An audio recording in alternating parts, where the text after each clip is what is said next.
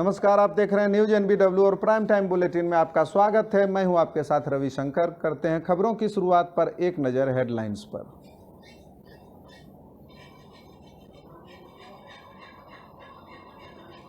सोनिया गांधी और लालू परिवार देश को अपना जागीर समझना छोड़े, बोले रघुवर दास।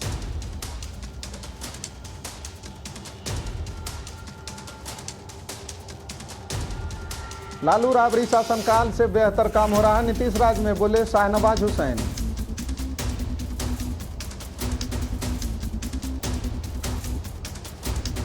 जमुई में 3 नक्सलियों को पुलिस ने किया हथियार समेत गिरफ्तार।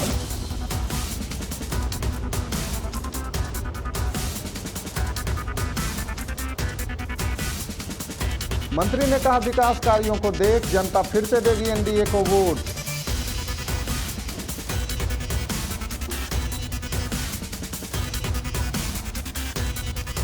बेगूसराय में नहीं थम रहा हत्याओं का सिलसिला, एक किसान की गला रेत कर निर्मम हत्या।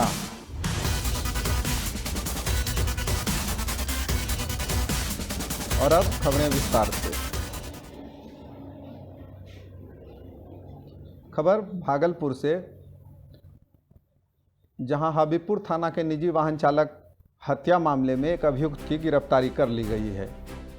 10 सितंबर को हबीबपुर थाना के निजी वाहन चालक की हत्या के मामले से संबंधित जानकारी देते हुए SSP आशीष भारती ने बताया कि SIT का गठन कर अभियुक्तों की गिरफ्तारी के लिए छापेमारी की जा रही है, जिस दौरान एक की गिरफ्तारी भी हुई है जिसका कई मामलों में आपराधिक इतिहास रहा है। अन्य की गिरफ्तारी के लिए छापेमारी जारी है। उन्होंने यह भी कहा कि मामले से संबंधित पुलिस पदाधिकारी को पुरस्कृत किया जाएगा।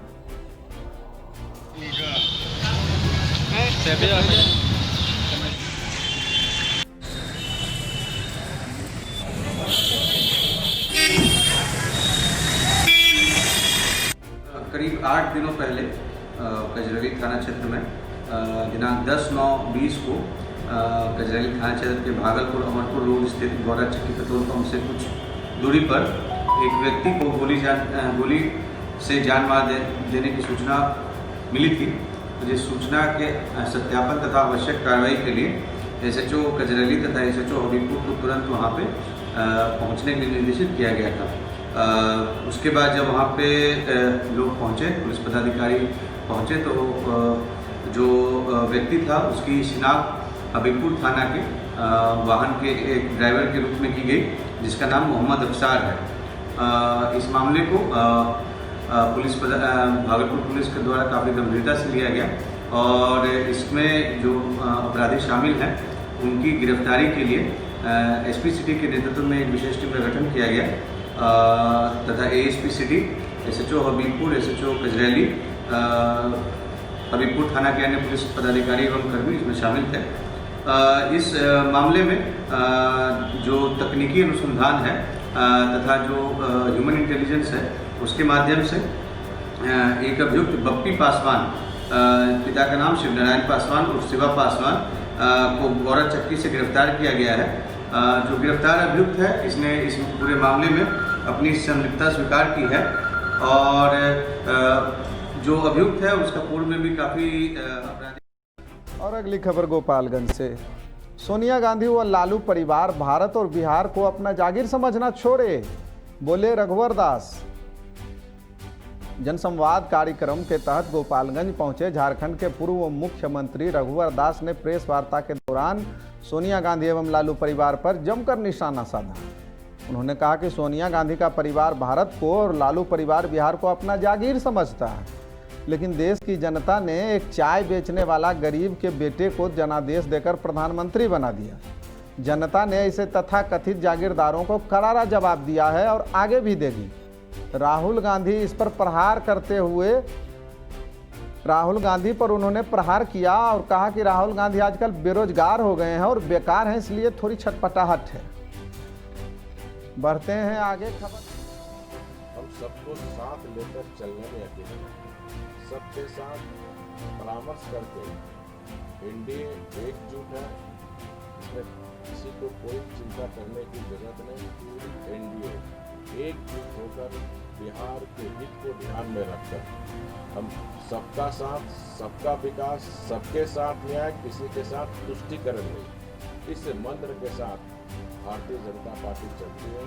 तो हम सबको साथ लेकर चलेंगे, ये आपको हम विश्वास दिलाते हैं। राहुल गांधी का लगातार बेरोजगारी को लेकर के देखिए, मोदी जी के आने के बाद ये जो परिवारवाद की राजनीति, इस सोनिया गांधी का परिवार भारत को अपनी जागीर समझता है। बिहार में भी लालू परिवार बिहार को अपनी जागीर समझता। 2014 और 2019 में देश की जनता ने बता दी, एक गरीब घर का चाय बेचने वाला बेटा भी देश का, दुनिया का सबसे बड़ा लोकतांत्रिक देश का प्रधानमंत्री बन सकता है। देश की जनता ने जनादेश दिया और आज श्री राहुल गांधी आज बेकार है, बेरोजगार हो गए, इसीलिए उनकी छटपटाहट। एक गरीब चाय वाले बेटे को प्रधानमंत्री बर्दाश्त चाहिए, क्योंकि भारत को ये जागीर समझते हैं। अब इस देश में परिवारवाद की राजनीति, बिहार में भी जो लड़ाई है वो परिवारवाद बनाम लोकतंत्र, लोकतंत्र जीतेगा कि परिवार तंत्र जीतेगा। क्योंकि इस परिवार तंत्र, चाहे केंद्र में जब कांग्रेस थी, आखिर आज़ादी के बाद 5 दशक तक कांग्रेस इस देश में राज की और उस राज में सिर्फ भ्रष्टाचार की लंबी फेरस्त, चाहे कोयला घोटाला हो। आज़ादी के बाद से नेहरू खानदान के समय से ही जो भ्रष्टाचार, जो उस समय रक्षा मंत्री कृष्ण मेनन थे, जीप घोटाला जो शुरुआत हुई 2014 तक सिर्फ कांग्रेस ने घोटाले ही घोटाले। तो घोटाले का जवाब कांग्रेस पार्टी को देना चाहिए।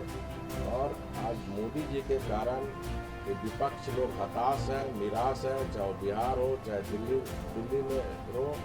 आज हताश और निराश में ये लोग बेरोजगार हो गए हैं, क्योंकि जनता इन लोग को समझ चुकी है इस देश में अपना परिवारवाद की राजनीति चलेगी, दिल्ली में न परिवारवाद की राजनीति चलेगी, न बिहार में चलेगी। जमुई से जहां 3 नक्सलियों को हथियार समेत गिरफ्तार कर लिया गया।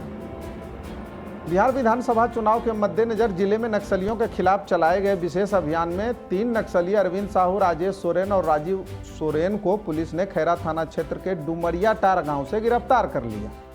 गिरफ्तार नक्सलियों के पास से एक देसी कट्टा, 3 जिंदा कारतूस एवं 3 मोबाइल फोन बरामद किए गए हैं। जमुई के पुलिस अधीक्षक प्रमोद कुमार मंडल ने प्रेस वार्ता कर बताया कि गिरफ्तार तीनों नक्सली खैरा थाना क्षेत्र के सुदूरवर्ती नक्सल प्रभावित इलाके के निवासी हैं। इनकी गिरफ्तारी से क्षेत्र में नक्सली गतिविधि की घटनाओं में कमी आएगी तथा अमन चैन की बहाली होगी। आप लोग साइड होकर फोटो खिंचवा लीजिए, पहले एक बार फोटो ले लीजिए। वो खैरा से हुई है, डुमरिया टार अरविंद साव की गिरफ्तारी एसएसपी और एएसपी ऑपरेशन खैरा थाना के इंस्पेक्टर साहब के नेतृत्व में हुआ। गोविंद साव 259-19 में उग्रवादी कांड में वांछित था। इसके अलावा राजेश सोरेन और एक राजू सोरेन, 2 को गिरफ्तार किया गया, जिनके पास से लोडेड पिस्टल मिला है। ये लोग अभी वर्तमान में नक्सलियों को आसूचना देने, लेवी वसूल करने और लेवी लेके उग्रवादियों तक पहुंचाने के में सबसे ज़्यादा सक्रिय थे इस खैरा क्षेत्र में, खैरा और गिरिडीह के क्षेत्र में। तो इनके बारे में लगातार सूचना आ रही थी। एएसपी ऑपरेशन और एसएसबी की टीम ने काफ़ी रात में मेहनत किया है और इनको गिरफ्तार किया है। कितने केसेस में ये लोग इन्वॉल्व था सर? अभी एक केस में ये नामजद है और बाकी उग्रवादी केसेस में इनके विरुद्ध में साक्ष्य एकत्रित किया जा रहा है। और अगली खबर कटिहार से। भाजपा के मंत्री ने कहा, विकास कार्यों को देख जनता फिर से देगी एनडीए को वोट। विधानसभा चुनाव की तारीख जैसे जैसे नजदीक आ रही है, कटिहार जिले में बड़े बड़े नेता मंत्रियों का आना जाना शुरू हो गया है। इस कड़ी में भाजपा के बिहार सरकार के मंत्री कृष्ण कुमार ऋषि कटिहार पहुंचे। जिला अतिथि गृह में प्रेस वार्ता में कृष्ण कुमार ऋषि ने बताया कि आगामी विधानसभा चुनाव में फिर से एनडीए गठबंधन की सरकार बनेगी। जनता विकास कार्यों को देखकर फिर से एनडीए को ही वोट देगी। प्रवक्ता से कोई नहीं है। हो गया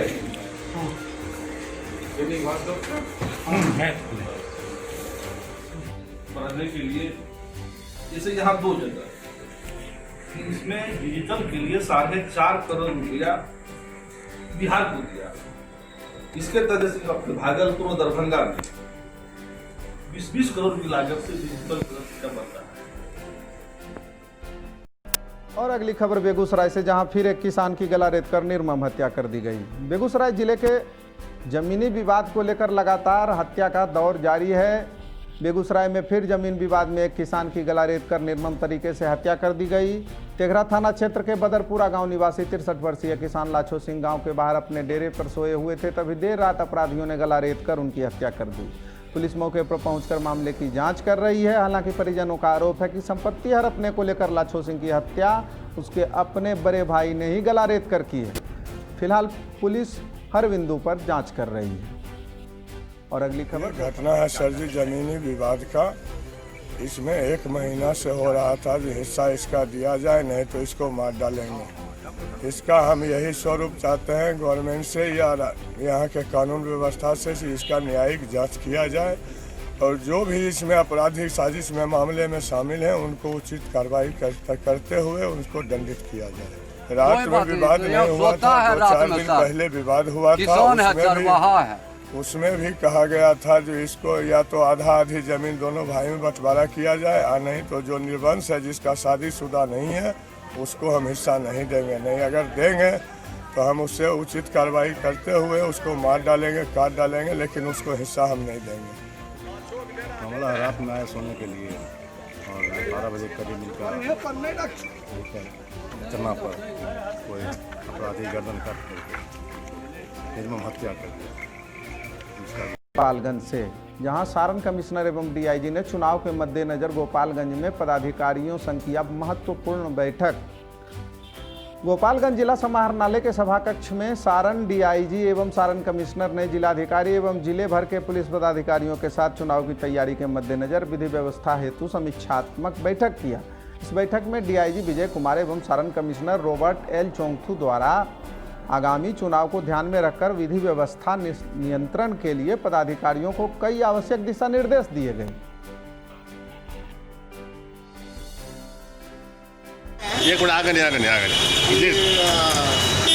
जो स्टेट में प्रोहिबिशन लागू है इसका इम्प्लीमेंटेशन का रिव्यू हुआ था जी जी।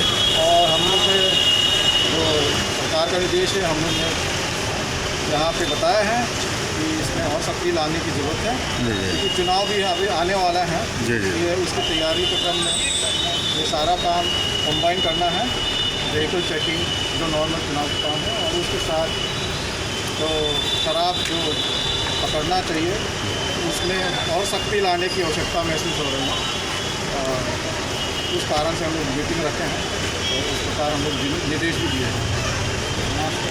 और उसकी तरफ ये जो मास्क लगाने का जो निर्देश है अब बहुत लोग कंप्लायंस में कुछ देख रहे हैं कि लोग नहीं कर रहे हैं, तो इसमें भी और थोड़ा सा सख्ती लाने की आवश्यकता महसूस हो रहे हैं। तो इसलिए एक विशेष अभियान फिर से चलाने का निर्देश दिया गया है और इसको हम लोग कराएंगे।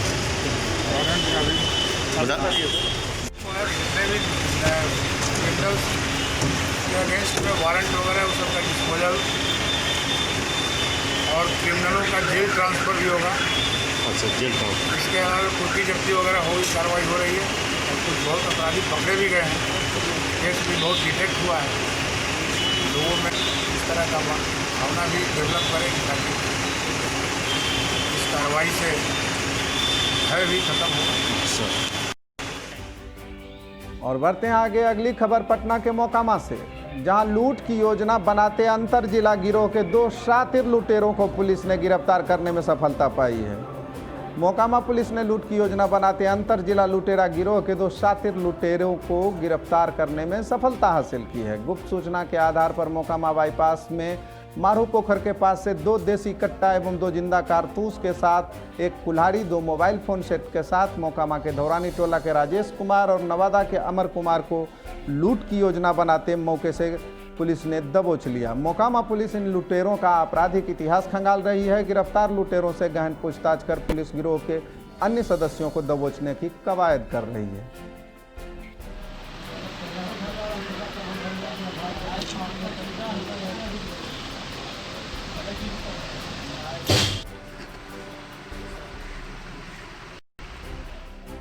और बढ़ते हैं आगे खबर नालंदा से। नालंदा जिले के अस्थामा प्रखंड में सम्मान समारोह कार्यक्रम का आयोजन किया गया। इस सम्मान समारोह कार्यक्रम में अस्थामा प्रखंड के सभी पंचायतों के खिलाड़ी को सम्मानित किया गया। कार्यक्रम का विधिवत उद्घाटन बिहार सरकार के मंत्री श्रवण कुमार एवं एमएलसी रीना यादव ने संयुक्त रूप से दीप प्रज्वलित कर किया। इस दौरान मंत्री श्रवण कुमार ने कहा कि बिहार सरकार के मुख्यमंत्री नीतीश कुमार हमेशा प्रतिभावान खिलाड़ियों को आगे बढ़ने का अवसर देते रहते हैं और प्रतिभावान खिलाड़ियों को सरकारी नौकरियों में 5% आरक्षण देकर सरकारी नौकरियों में भर्ती करने का काम भी कर रहे हैं। और अगली खबर झारखंड।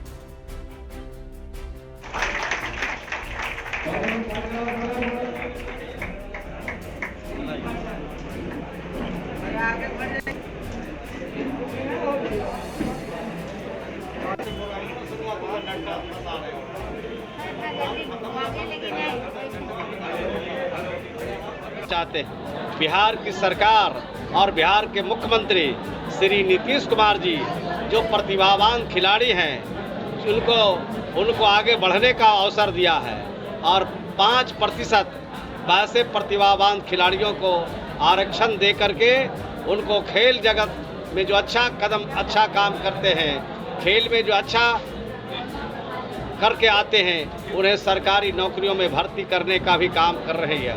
हमारी सरकार गांव से लेकर प्रखंड और प्रखंड से जिला, पंचायत और राज्य स्तर पर खिलाड़ियों को सम्मानित किया जा रहा है। उनके लिए खेल मैदान बनाया जा रहा है ताकि स्थानीय स्तर पर प्रैक्टिस करें और प्रैक्टिस करके अपनी प्रतिभा को आगे बढ़ाने का काम करें। के रामगढ़ से जहां छात्रों के नाम पर हो रहा लाखों का गबन, छात्रों के नाम पर लाखों रुपए के गबन का मामला सामने आ रहा है। घटना रामगढ़ के दुलमी प्रखंड के फैजुल रज्जा मदरसा की है, जो पिछले 2 सालों से बंद होने के बावजूद छात्रवृत्ति के नाम पर सरकार से लाखों रुपए ऐंठ रही है। जायजा लेने पहुंचे कांग्रेस नेता समाज सेवी सुधीर मंगलेश का आरोप है कि मदरसा हेड मौलवी और अध्यक्ष की मिली भगत से फर्जी नामांकन कर छात्रवृत्ति का राशि गबन किया जाता है। उन्होंने यह भी कहा कि इस मामले में कई पदाधिकारी जांच कर चुके हैं, लेकिन कोई कार्रवाई नहीं होने के कारण अब वे रामगढ़ डीसी से मिलकर अविलंब कार्रवाई की मांग करेंगे।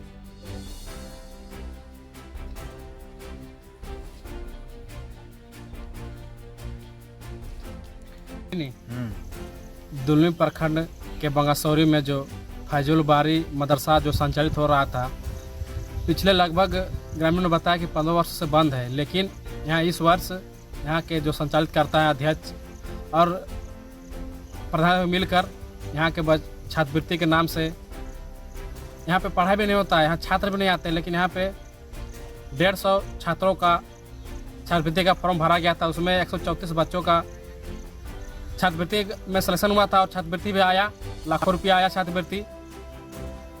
और 5-10 बच्चे का यहाँ पे छात्रवृत्ति मिला, जो 10,700 रुपये मिलना था उसमें 5,000 मिला।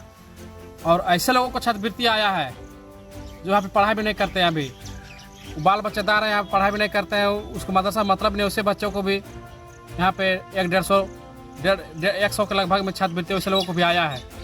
इसमें भारी घपला हुआ है और इस मामले को पिछले दिनों यहाँ के अधिकारी लोगों ने शिक्षा अधिकारी बीओ सर ने यहाँ पे आए थे, बीओ सर उसको जांच करने आए थे, उसका अभी तक रिपोर्ट नहीं आया है और इसमें भारी गड़बड़ी हुई है। इसको लेकर हम लोग बहुत जल्द रामगढ़ डीसी से मिलकर इस घपला को उजागर करने कार्रवाई की मांग करेंगे, क्योंकि इस तरह का छात्रवृत्ति में घोटाला होना काफ़ी और सरकारी पैसा का बंदरबाट किया गया है। इसको लेकर जल्द ही हम लोग डीसी से मिलेंगे।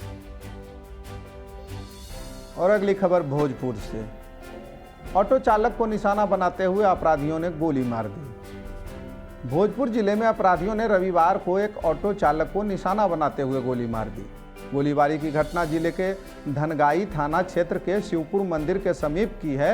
रविवार की दोपहर बाइक सवार हथियारबंद अपराधियों द्वारा की गई गोलीबारी में ऑटो चालक गंभीर रूप से जख्मी हो गया, जिसके बाद उसे आरा सदर अस्पताल लाया गया, जहां उसका इलाज कराया जा रहा है। वहीं पुलिस मामले की छानबीन में जुटी है।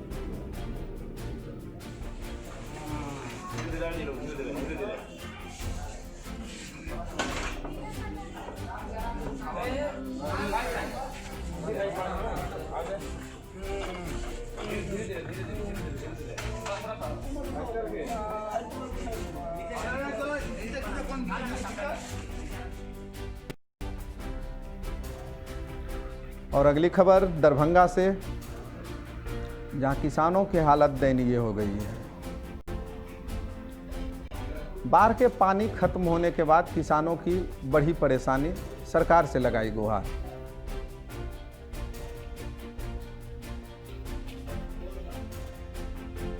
दरभंगा में बाढ़ लंबे समय तक लोगों को परेशान कर रखा था। दरभंगा के हनुमान नगर प्रखंड में हालत बेहद खराब हो गई है। बाढ़ का पानी में पंचोभ गांव के किसानों को पूरी तरह बर्बाद कर चला गया है। तकरीबन इन इलाके में बाढ़ का पानी 50 दिनों तक रहने के बाद इलाके से निकल तो गया, लेकिन जाते जाते किसानों का कमर तोड़ गया। किसानों ने सरकार से गुहार लगाते हुए कहा कि हमें करोड़ों का नुकसान हुआ है, इसके लिए मुआवजा नहीं बल्कि बाढ़ का अस्थायी निदान निकाले सरकार।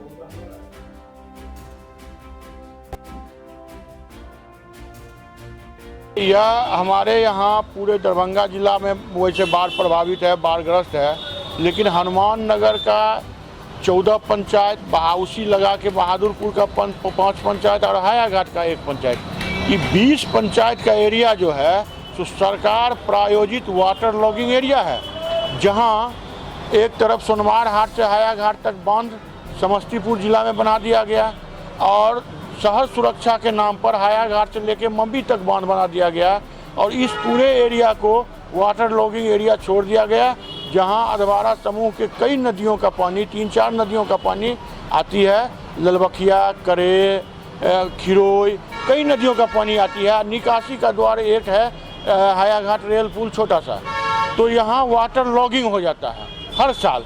और इस साल तो 50 दिन तक लगातार रास्ता भी बंद रहा, इलाका गांव-गांव में पानी रहा और सारे पेड़ के नीचे पानी का बड़ी जमावड़ा रहा।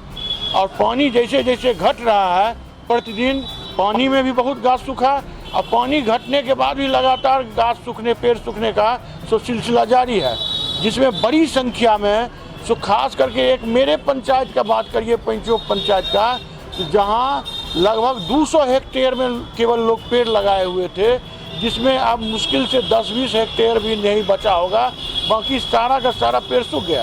इसी तरह से जितने भी पंचायत हैं, जहां भी पेड़ था, बड़ी संख्या में आम का फलदार पेड़, सागवान का पेड़, महोगनी का पेड़ बड़ी संख्या में लूट चुका है, जिसकी कीमत आज के तारीख में सैकड़ों करोड़ से ज़्यादा होगा। लेकिन दुर्भाग्य है जो अभी तक यह सारे जगह इसकी सूचना मिलने के बाद भी सरकार या प्रशासन द्वारा इसका संज्ञान नहीं लिया गया है। किसान त्राहिमाम कर रहे हैं और अगर अभी भी सरकार संज्ञान नहीं लेता है तो इसके लोगों, किसानों के क्षति के अलावा पर्यावरण का भी बहुत बड़ा नुकसान होगा, जिसकी भरपाई कर। और अगली खबर मुंगेर से, लालू राबड़ी शासनकाल से बेहतर काम हो रहा है नीतीश राज में, बोले शाहनवाज हुसैन। पूर्व केंद्रीय मंत्री सह भाजपा राष्ट्रीय प्रवक्ता शाहनवाज हुसैन एक दिवसीय दौरे के क्रम में मुंगेर पहुंचे। मुंगेर परिसदन में मीडिया को संबोधित करते हुए कहा कि ग्रीनफील्ड एयरपोर्ट के बिना मुंगेर एवं भागलपुर अधूरा है। उन्होंने कहा बिहार में नीतीश कुमार के नेतृत्व में सरकार बनेगी। उन्होंने ये भी कहा कि चर्चा में बिहार पीछे रहा पर ग्रोथ रेट में बिहार आगे है। 15 वर्ष पूर्व लालू राबड़ी से हमें हुकूमत मिली तब 22,000 करोड़ का बजट हुआ करता था, पर अब 2,11,000 करोड़ का बिहार का बजट होता है।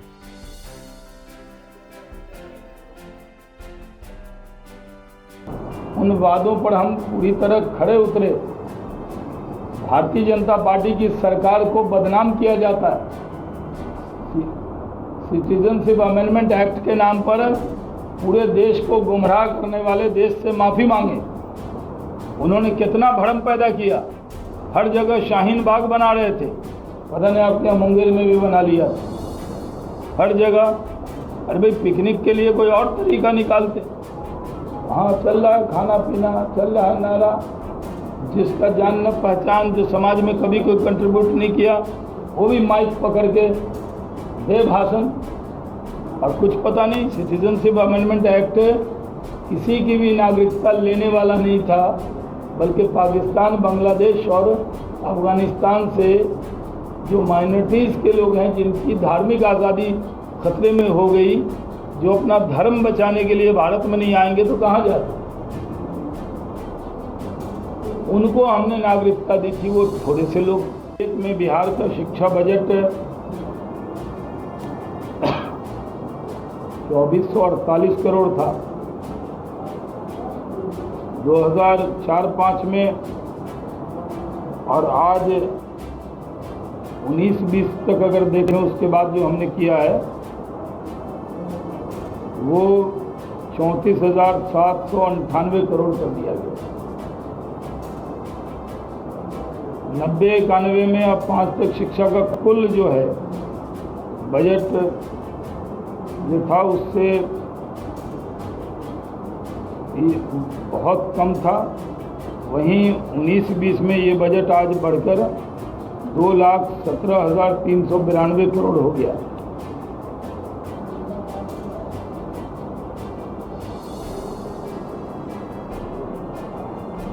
जो पशु और मत्स्य संसाधन विभाग है वो 1178 करोड़ राज्य सरकार द्वारा उसमें आवंटित किया गया है। अब मछली पालन जो है सब लोग। खबर नालंदा से, जहां प्रधानमंत्री का हुआ पुतला दहन। जन अधिकार पार्टी नालंदा इकाई की ओर से केंद्र सरकार द्वारा किसान कानून के खिलाफ मांग हम लोगों का यही है कि भाजपा सरकार के द्वारा जो 3 अध्यादेश जो है लोकसभा से। इस दौरान जाप के नेताओं एवं कार्यकर्ताओं ने केंद्र सरकार के खिलाफ जमकर नारेबाजी भी की। जाप जिलाध्यक्ष कन्हैया यादव ने कहा कि वर्तमान केंद्र सरकार द्वारा किसानों के हितों को अनदेखी करते हुए किसान विरोधी काला कानून को लेकर जन अधिकार पार्टी चुप बैठने वालों में से नहीं है। और इस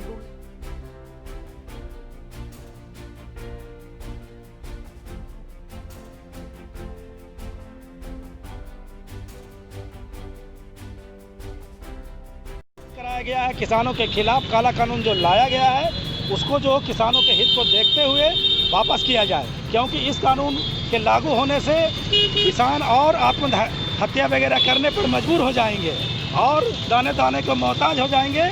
और जो भाजपा के जो धन कुबेर हैं अडानी और अंबानी, उनको फायदा पहुंचाने के लिए ये तीनों अध्यादेश जो है लाया गया है।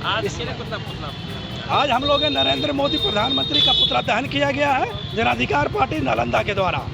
उपाध्यक्ष नालंदा। सरकार द्वारा लाया गया किसानों के खिलाफ जो काला कानून लाया गया है उसी के खिलाफ में हम लोग आज पूरे प्रदेश में प्रधानमंत्री नरेंद्र मोदी का पुतला दहन किया जा रहा है जन अधिकार पार्टी के द्वारा। ये जो 3 एक्ट लाई है सरकार, पूरी तरह से ये साबित करती है कि किसानों के द्वारा पैदा किया गया अनाज को निजी हाथों में दिया जा रहा है कुछ पूंजीपतियों पे और फायदा पहुंचाने के। दिन में इतना ही। हम आपके आसपास की तमाम अहम खबरों के साथ फिर उपस्थित होंगे। हमें दीजिए इजाजत। नमस्कार।